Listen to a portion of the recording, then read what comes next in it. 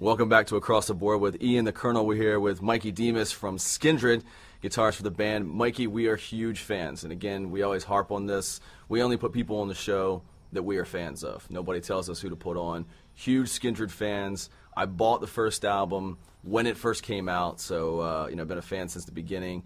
And I know there's a new album out now, not out in the U.S., but out all over Europe. And loving what we've heard so far. Union Black. Talk to us a little bit about when we can maybe expect something in the U.S., if there is a date, and when people in Europe can see you. All right, on. Well, basically, I think the record's going to be coming out in the U.S. Probably early 2012, possibly even before that. It's we've got a release pretty much earmarked. It's just waiting for the right tour to get on to promote it. It's pointless being over here it's pointless being over here without the release, and it's pointless to get the release out until we've got that tour penciled in. So as soon as that's all sorted, we'll be over here, no problem. And then you guys are in Europe. You're off in a couple of weeks, or next week, I think. Yep. I'm headed back to the UK this week, and then we're playing a Halloween show in Birmingham. And that's with a bunch of bands, a bunch of quite popular UK bands, and then we're off to Europe for a couple of weeks to do a headline run supporting the record. Now, obviously, we're in the U.S. right now, just kind of hanging out. You're in some downtime in between tours. There are some amazing bands, obviously, over time that have come from England, but from Wales, there are a lot of great bands. Lost Prophets and Badfinger, Bullet for My Valentine. Tell us about some other great bands from Wales, and what do you attribute that to, the great bands coming up out of there? Not sure, really. I think there might be something in the water. We had a Funeral for a Friend from Wales. There's a new band called Revoker, who are just coming out of Wales as well. They're a good band. The Blackout is another band from Wales who I think are going to probably make waves over here at some point. Obviously, there was Manic Street Preachers, were a big Welsh band from well, they're still going, I think. I think so. They're still going, I don't know. At one point they said that Seattle, it was like the new Seattle. South Wales was kind of, musically speaking, it was kind of like it had this sort of movement in the 90s where all these bands were coming out of. But Union Black's been well received by the critics. Everything I've read online talk about how it's such a great album. One critic I've read said this is the album from Skindred we've all been waiting for. What do you think attributes that critical acclaim to this album? Well, it's good that people are saying that. I still think we've got our best stuff is still yet to come, hopefully. But that's going to be impressive. well, hopefully. But we were really happy with the way it turned out. I think it was collaborating with a UK producer really helped. I know we've all the records we've done before have always been done with American producers in the US, and I think that can kind of really make an impact on how a band sounds. We're obviously a very British sort of sounding band, and to do it, normally we would be recording I'd be in shorts and flip flops, strolling down, to record, and it definitely does something to, I don't know, sort of the sheen of how things end up sounding are a lot different. Whereas this last record, it was the middle of winter in London, and it was I was in a big winter coat and big boots, and it was raining and nasty, and it was getting dark at 4 p.m. in the afternoon, and so so it was really miserable and gross, and getting a big London bus would go past me and splash a big over me walking on the way to the studio. So it was a completely different vibe, completely different sort of setting. I think that's had a lot to do with it. Definitely did something for bringing a British band sound out of a British band, I feel like. Yeah. Again, you're listening to Across the Board with Ian the Colonel, sitting here with Mikey Demus from Skindred. Now, we talked about Sonosphere, Download Festival, a lot of the shows that you have played. That's the big thing with Skindred. Everybody says that the live show is the most incredible part of you guys, which I would imagine would be the best compliment, because you haven't been cleaned up by producers and sounding great. You sound great live. What is it about the live show? Is it just the energy? What makes it such an incredible show from your point of view? Yeah, I mean, it's hard to say because we kind of try and keep things relatively consistent every night. I mean, we play the same set on a tour, and you know, I think there's a fine line with our live set between, you know, control and complete and utter chaos, to be honest with you. So some nights it's completely different. It's a hard thing to say. I think it's probably just a lot of it is to do with the energy that the band gives off. It's a lot down to do with our front man. You know, he's got a gift for, you know, being able to whip a crowd up into shape. I know it's a hard thing to say. I've only ever really been in this band. I've been in a couple of bands before. Nothing to the same scale. But I've always kind of just done the same thing, really. You know, down-tuned guitars and sort of jumping around a bit. So I mean, we all kind of do our own thing. I know Aria really rocks out, and Dan does the same. We've just recently added a new guy to the live sort of roster as well. A friend of ours called Dan, another Dan, who's Sturgis, right? That's right. Yeah, he's doing all the electronic stuff. So that's like a new facet to the band that's been happening just this year. Will that be only for live shows, or will that be on recordings in the future? So far, it's just for live shows. Okay. Yeah. I mean, it's still just the four of us, like writing and recording at the moment, but. You never know. Who knows? Right, like Korn, I guess, has gone dubstep style with Skrillex, and they've changed their sound. So a lot of people are experimenting with that. Yeah. Now, you're obviously a gifted guitarist. Thanks for putting it out there. The quality recordings. Do you ever want to record an album with another style of guitar, or do you want to branch out with something acoustic, just one song, or? Yeah, I mean, there's a million and one things I want to do. I'm sure. To be honest with you. It's finding an outlet for them is quite difficult because, I mean, there's only certain things you can really get away with doing for Skindred. I think. I don't know, maybe not. We kind of write our own rule book, really, so maybe we could do anything we wanted to. But, I mean, there's a bunch of stuff I'd like to do, but, I mean, that's the thing about being in a band, is it's a democracy. Well, ours is, anyway. Right. So, you know, for all the wants I might have to try and do something, I have to kind of run it past the three other guys as well, you know, and right. it works both ways.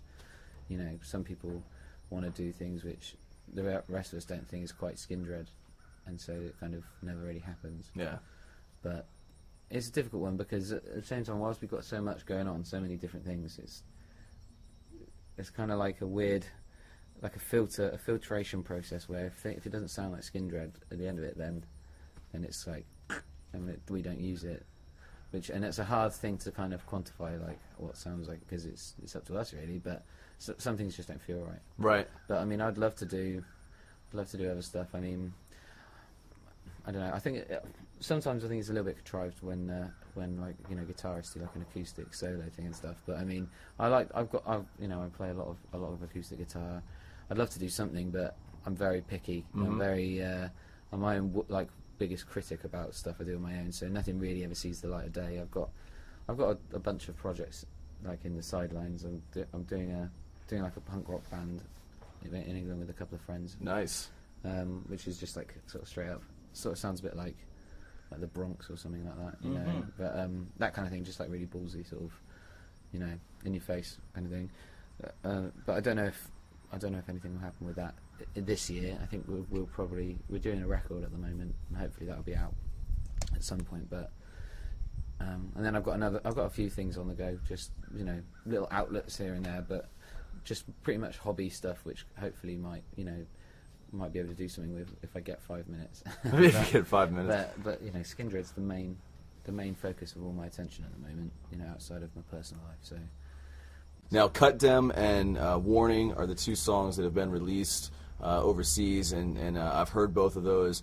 Love them both, and crazy videos for them as well. I assume you guys had a lot of fun making those. Yeah, those were both done with a guy called Tim Fox, who's actually done the artwork for.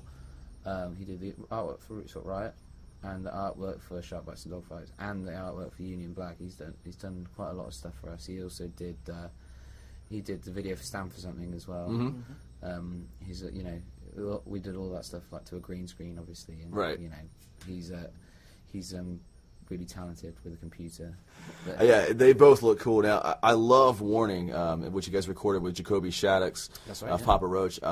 Rocking the Papa Roach sweatshirt, too. Yeah, you are, absolutely, yeah. And actually, much respect because you're wearing an Orioles hat right now. Baltimore Orioles, yeah, because we're in Maryland. I've got a bunch of them. I've got about 6 of them. And the minute I got here, I bought about 6 or 7 hats. I I don't know. Black and orange is my thing, and That's the team then. yeah, and Yeah. well, yeah, my wife's from here, so she was like, it was kind of just serendipitous, you know. I sort of bought this hat. She was like, no way. Of course, the Orioles are pretty bad right now, so if winning's your thing, I don't know how much you follow baseball, No, being I from heard that they are England. absolute trash on the field right now. So I'm kind of, you know, I'm just repping the underdog. Yeah, that is true. I'm from England, where we invent sports that we're terrible at, so I'm used to it. Wayne Rooney's great at soccer. Yeah, shame like the other 10 guys around.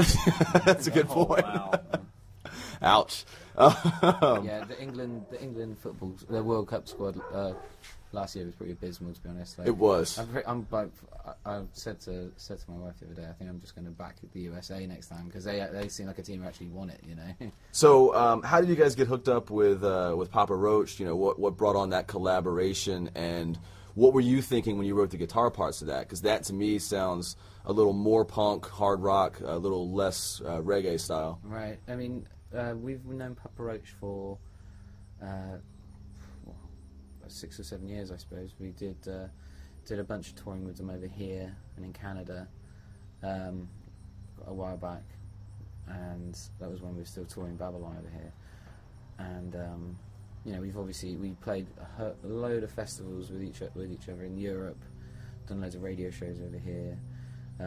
We've known each other for a long time, become good friends, and you know, we wanted to do something on the new record with a guest, and sort of Jacoby was like the obvious choice. He was kind of, you know, like speed dial kind of, you know, he was super up for it, and he came and really represented.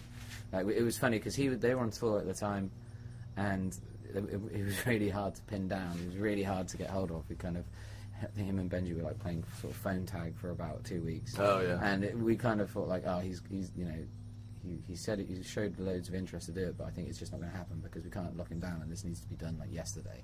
And then all of a sudden he just sort of shows up out of nowhere with this, like, you know, this part finished, and we didn't know anything about it. He just got in the room and like ripped it, and it was like, you know, like two takes or something, and it was like done. Wow. Yeah, just Nice. like, you know, he's just like He's a pro. He's a consummate professional. You know, he's you know, they all are. But yeah, definitely, he really represented, really stepped up, and really made it. You know, as for the rest of the song, I mean, I think I was, I don't know, I was just kind of trying to go for something kind of bouncy. You know, I sometimes just sort of get a tempo in my head and sort of just imagine, you know, like a crowd jumping up and down. Yeah, kind of but it right definitely works. That's a really good visual, because that's what I pictured when I heard the song for the first time, and really loving it. You know, excited about what you guys are putting out. If you could hand down, you know, you have a family now. If you could hand down, say, a time capsule to, you know, your kids in the future or younger guitarists, musicians of rock, of your style, of new reggae. If you could put 3 things in it, could be albums, could be a physical guitar, a poster, whatever, what would you put in there to represent your musical style? That's a really good question. Thank you. That was a really good question. And I don't know, it's a very good. I'm not sure what I'd put in there. I don't know if I'd put a guitar in there. I'd probably hang on to those. Maybe I should just put 3 CDs in there. Okay. I don't know which ones though. Maybe one of ours. Put Union Black in there. Okay. I put in. I don't know, something by. I'll put in Pantera in there. Ooh, nice. Put, yeah, Vulgar Display of Power in there. Say I which think. one, yeah. And I don't know. Catch a Fire by Bob Marley. Put that in there as There well. you go. Nice. I don't know. That's a good mix. Yeah, it is. Three random CDs with a common thread. Yeah, but they're all amazing CDs. And I'd put a Twinkie in there as well. Because they will last forever. Yeah. If you knew the world's going to end 5, 10, 15 minutes from now, what's the last song that you want to hear or perform? Yours or anyone else's, but the last song going through your head. I don't know. Oh, that's another good Yeah, one. we try. That's another good one. Something epic. Something long and epic. I don't know. Like Freebird or something. Yeah, right? Yeah, just take the time to go out. Yeah. That's quite a long. That's like a 14-minute song or something. You know, Sure. Yeah, with the it's solo at in least, it. yeah. Like I think Inagata Davita's like 17 minutes, something like that. Something, Like yeah. Stairway to Heaven's up 15 minutes, I think. Any Rush song. Wow. Any Rush song, yeah. For Yeah, sure. let's go with that. Let's do what's the word? Tom Sawyer.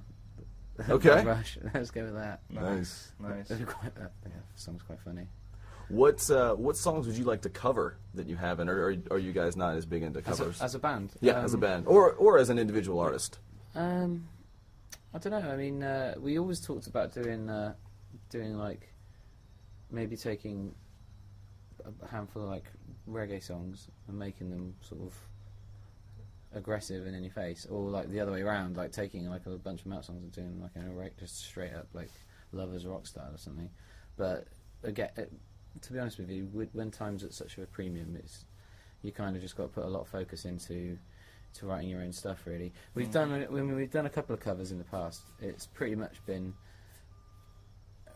we sometimes do some live.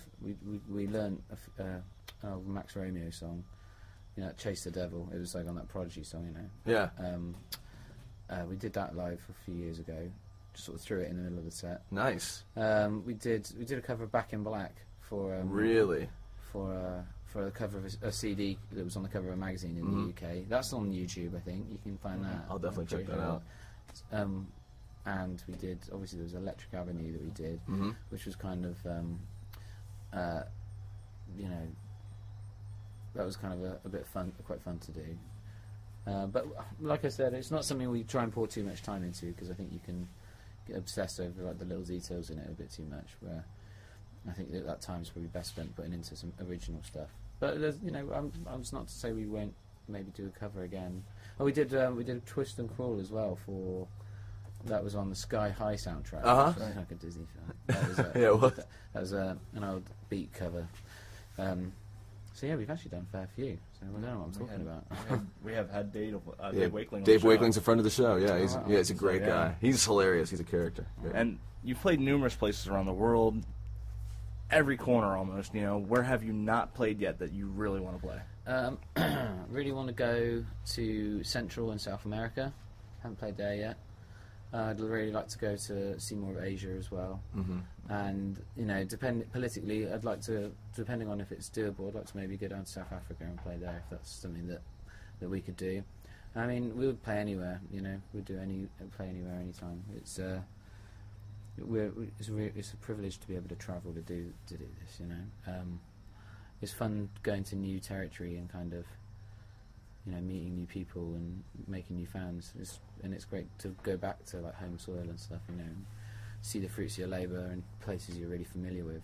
Now, I'm actually taking guitar lessons now, just learning to play basic stuff, you know, just working on E minor, G, you know, see that kind of thing. What are some of the first songs that you learned to play? What got you inspired to pick up a guitar rather than a bass or write a book or whatever?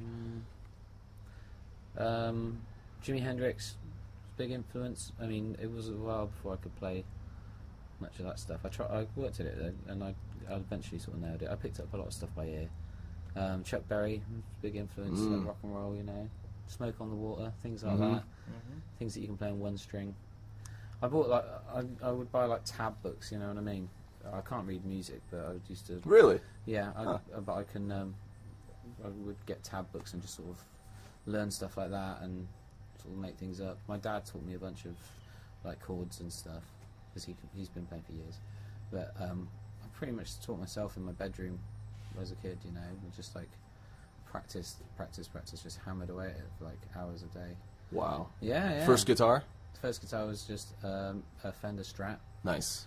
Yeah, and it got stolen when I was about 20 years old, 18, 19, 20 years old. Yeah, it was really gutting. I mean, it was only a cheapie, but you know. Still. Yeah, I was gutted. Had 6 strings and it played, right? Yeah, it was wicked, that guitar. I was really gutted. And, yeah. How do you, if you can't read music, how do you go through the songwriting process? You play something and record it and say that's what we've got? Yeah. I've never written a song, I don't know. Yeah, pretty much. Yeah. I mean, there are people who do, obviously they approach it from a more theoretical sort of point of view. But I don't. I mean, it's just sort of it's what feels and sounds right a lot of the time. You know? Right. Our bass player can read music and do all that stuff. He's kind of quite proficient in that area. But the rest of us are kind of just like. You know. Yeah, you're not composing an orchestra. It doesn't really matter, right? No, I mean, it's that stuff. I think can, for me, I think that stuff can get you out of a jam. Sort of, you know, if you're like searching for something, that can sometimes, like the math side of it, can sometimes lead the way. depending on what kind of music you play, you know. But I don't know. I think sometimes that can bog people down a bit. You can kind of obsess over that stuff. I don't know. I think I would really love to be able to you know, approach things that way. I struggle with it. You know, I'm not that kind of technically minded person. I am about some things, but just not about music. Apparently, I mean, I'm quite technically minded about a lot of stuff, but just not that. I don't know. I find it a real sort of mental block I have with it. I've tried to sort of read music and stuff and learn, but I don't know. As you get older, I think if you're not good at something straight away, you can sometimes just get frustrated with it. Right. You know, which is not what I would have done when I was young. I should have learned when I was younger. Really, it's probably what I should have done. I don't know. I think you're doing pretty well for yourself now. You know? Yeah.